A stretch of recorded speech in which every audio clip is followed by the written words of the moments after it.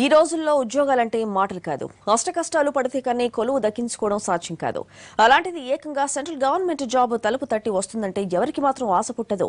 ఇలా యువత అమాయకత్వాన్ని ఆసరాగా చేసుకుని లక్షలు దోచేసిన ముఠా విశాఖలో బయటపడింది. ఇలా నిరుద్యోగుల్ని నమ్మించి నట్టేట ముంచిన సీన్ అప్పట్లో ఓ సినిమాలో బాగా పండింది.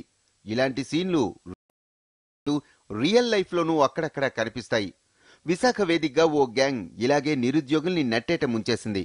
చివరకు పాపం పండి పోలీసులకు దొరికింది.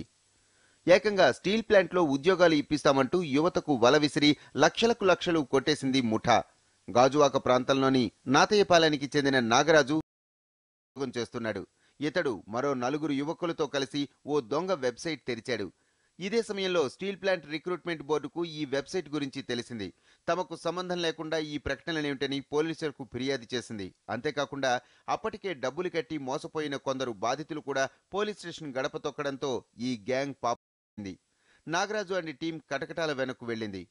వెంకటేశ్వర సెక్యూరిటీస్ ఈ సంస్థ నుంచి నంబాల ఆనంద కుమార్, ఈయనకి కజిన్ అవుతాడు. ఆయన మొదలవలసి నాగరాజు అని రైల్వే ఎంప్లాయీ.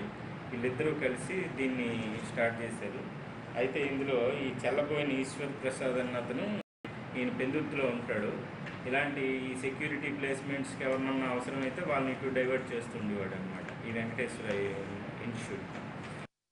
ప్రభుత్వ రంగ సంస్థల్లో ఉద్యోగాలంటే ముందుగా నోటిఫికేషన్ రిలీజ్ అవుతుంది, తర్వాత పరీక్షలు ఉంటాయి, అనంతరం ఇంటర్వ్యూలు, ఇలా చాలా ప్రక్రియ ఉంటుంది. పోటీ పరీక్ష. కానీ కొందరు కిలాడిగాళ్ల మాటలు నమ్మి అత్యాశకు పోయి ఇలా యువత నట్టేట మునుగుతున్న ఘటనలు ఎక్కడో ఒకచోట జరుగుతూనే ఉన్నాయి.